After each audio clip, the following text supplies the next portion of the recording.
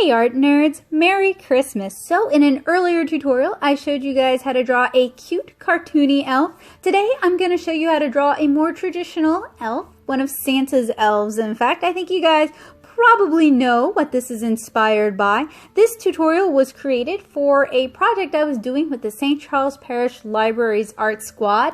That is a bi-weekly, that means every 2 weeks, art club that meets via Zoom. And I was creating a template where they were encouraged to design their own Christmas elf. So you'll find a link to that template down in the description below if you want to print it out and use it as a base for your drawing. So in this tutorial, I'm going to show you how to draw the elf from start to finish, and we are starting with some non-photo blue lead. You don't have to use that, and I do apologize because I know it's a little bit tricky to see, but I think you guys will get the gist. So I started out by drawing a rectangle. Inside my rectangle, I drew an oval or an egg shape, and I also drew a long, roundy egg shape kind of lower on the torso. So that's going to be the rib cage and the hips. At the top of the rib cage, I drew a circle. That's where the neck is going to go. So coming off of our torso, I drew some sticks for the arms and the legs. And on top, I drew a circle, and then I kind of extended the circle into an oval. That's going to be our face. I divided our face up lengthwise and up and down, so horizontally and vertically. And then I divided the face further across the vertical line, or I'm sorry, the horizontal line, the middle horizontal line, to draw the eye. So I drew a middle eye, which we're not actually going to use, and that's going to help me place the eyes on either side. Speaking of, I have a lot of tutorials where I show you guys how to draw different things in cartoony styled people, animals, all sorts of things. So if you're interested in learning how to draw, I hope you guys will check those out. So I'm using what's known as volumetric construction to draw the base of our elf. So that means I'm using cylinders and spheres and cubes to better construct the body of our elf. So for the arms and legs, I used cylinders.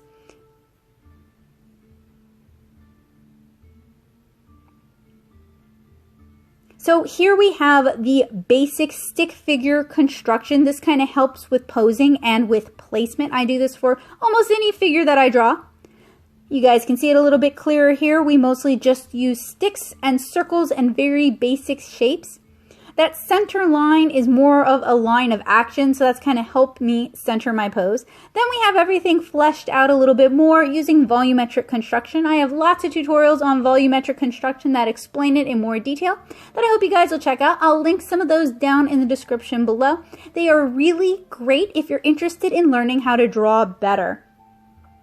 So for the hands, I used a mitten shape. Since it's an elf, we don't actually have to draw the full out hands. We can draw mittens since, you know, one could assume that this elf is up at the North Pole in the cold. So now that I have everything kind of basically sketched out and I figured out where everything's going to go, I'm going to go in and start tightening the details. And I'm starting with her face by drawing the eyes. Now, those of you who've watched my channel know I have a really cute cartoony style. I make comics. In fact, you can read my comic, 7-Inch Kara, for free at 7inchkara.com. So if you enjoy reading comics or if you like manga, I think you'll really like my comic. So that art style influences pretty much everything I draw, and it influences most of the tutorials that I share here on the channel. I really love cartoony art, so I want to be able to share that love with you guys. So I drew a really cute round little button nose. It's a little bit easier than drawing more detailed noses, and it works really well for this tutorial here. And for her mouth, I didn't just draw like your normal smiley face, but I actually kind of left the middle of the mouth undrawn. You see that a lot in shoujo manga. And I also did the creases of the mouth on either side. And what that is it's really just kind of like a little V-shaped line to show that she's smiling pretty wide. So for the ears, I went with kind of modified elf ears. They're pointy and a little bit longer, but still rounded and really cute. Not as long as, say, fantasy elf ears. And for her hair, I tried to keep it really cute and bouncy while still functional, because if she's one of Santa's elves, she's probably a toy maker, so she's probably busy working. I also gave her a cute little elf hat, so I drew kind of a circle around her head and then a wider circle around that. That's going to be the furry band on the hat. And then I drew kind of a V-shaped thing coming off of her head with a little bell at the end. For her collar, you guys can probably tell what this was inspired by. I'm not a huge fan of that particular little elf, but I do think that elf has created kind of a recognizable iconography, or that is a set of symbols that people recognize to mean one of Santa's elves in this instance. So I drew that kind of jester's collar, but I wanted to take elf inspiration from a lot of places. So her outfit is actually inspired by Will Ferrell's outfit in the movie Elf, except modified a little bit to be a bit more feminine. So over on the side, I'm demonstrating how I draw a snowflake. So I basically draw a cross, and then I draw an X inside the cross, and then I draw little V shapes to indicate kind of like the little tendrils of a snowflake. I apologize for the buzzing. I am narrating on my phone, so I know that's probably pretty dang distracting.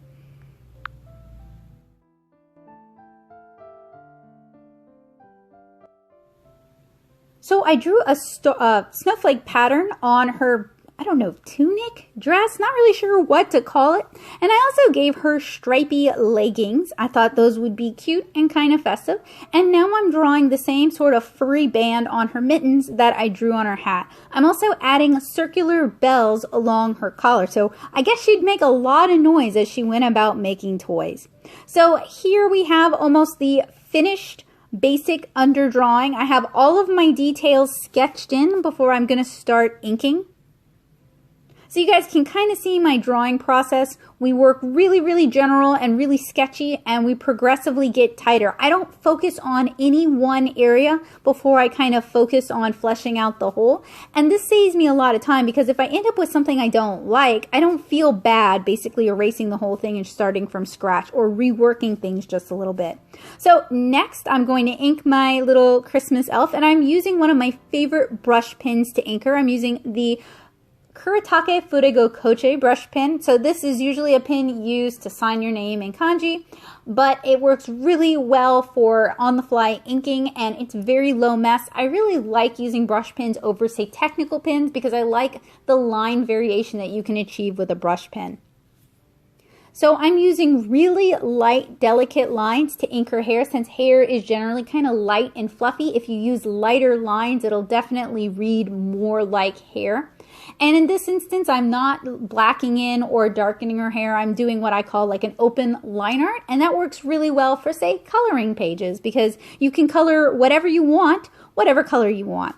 So for the fur on the band of her hat, I'm using these little like M shapes to indicate the individual hairs of fur. And I'm going to use a thicker line weight for her eyelashes by applying just a little bit more pressure. So we start out with light pressure on the eyelashes. As we get to the top, we add more pressure, and then we lighten up again as we get to the other end. And then I added just a little eyelash at the end for cuteness sake. So the thing about brush pens is the more you practice using brush pens, the better you're going to get at using brush pens. So it's okay if you're not super confident with them right now. The more you practice, the better you're going to get. But the thing about brush pens too is you want to try and pull your line. You want to draw your line or ink your line in a single brush stroke. You don't want to go over it too many times. So just try to have confidence and try to be chill out and relax when you're inking with a brush pen.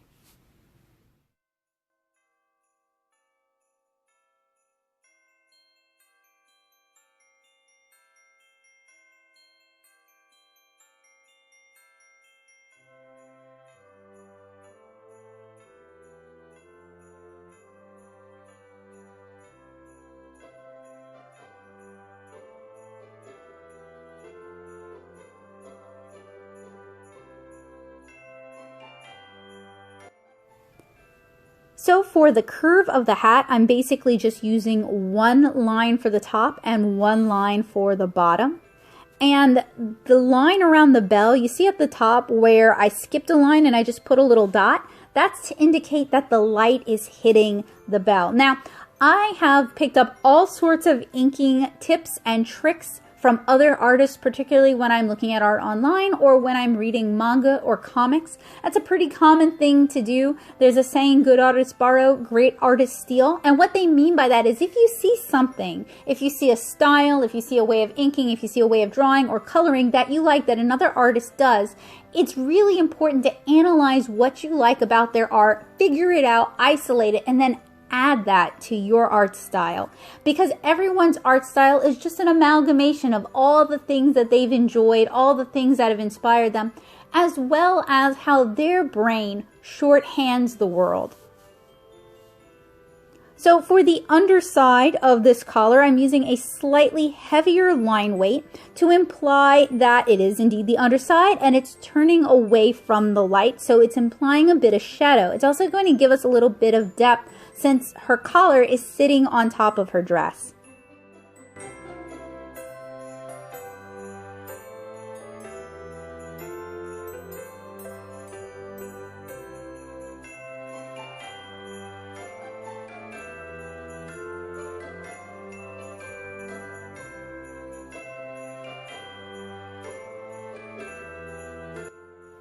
You guys are probably noticing that I'm twisting and turning this illustration all over the place. So that is actually incredibly common for people when they're inking, drawing, or coloring, is to twist the illustration so that you can get it at an angle that's best for your hand. When you watch digital art time lapses, like Clip Studio Paint has recently released a time lapse feature, Clip Studio's native time lapse feature doesn't actually capture all the twisting and turning of the canvas. So I want to point it out to you guys because I want you guys to know that it's normal to twist and turn your canvas in an angle that's more comfortable for you, and it's going to help prevent wrist strain later on.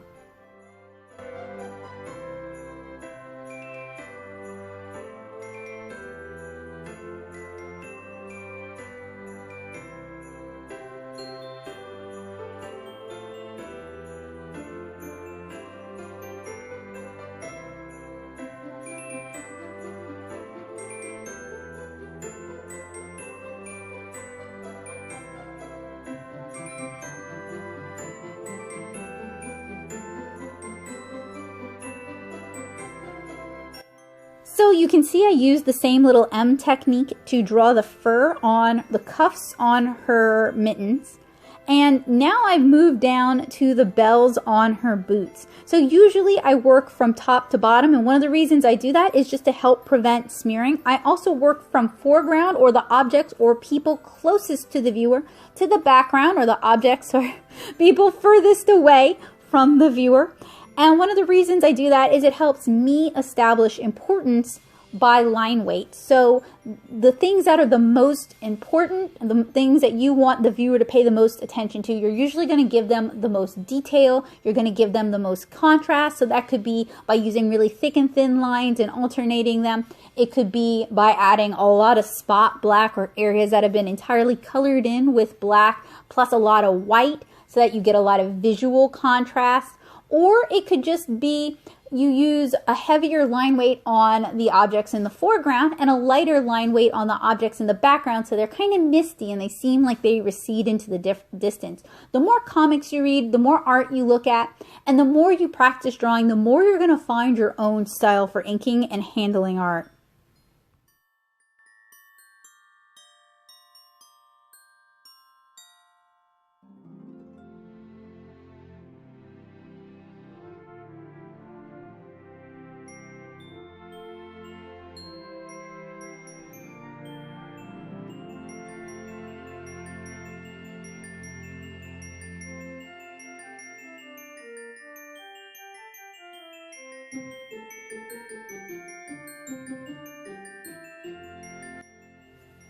So I think the heaviest line arts in this piece are on the underside of her little dress tunic-y thing, on her legs, on the underside of her boots, and I want to say on the underside of her chin, but really I think the collar has a little bit more line art there. Some of the lightest of the line arts, or rather line widths that I'm using here, are actually the decoration on her clothing. They're not that important. They're really there for visual interest and just to add a little something more so that her clothes aren't totally plain. But I don't want them to be distracting from the whole piece.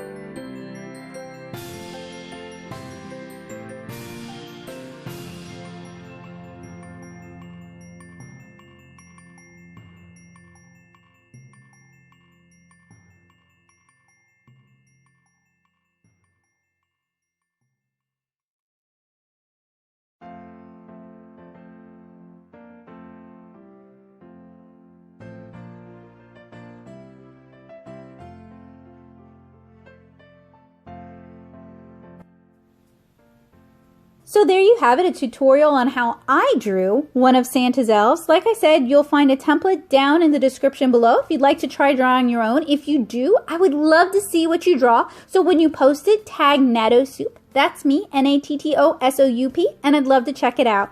So happy holidays and happy drawing, guys. Bye!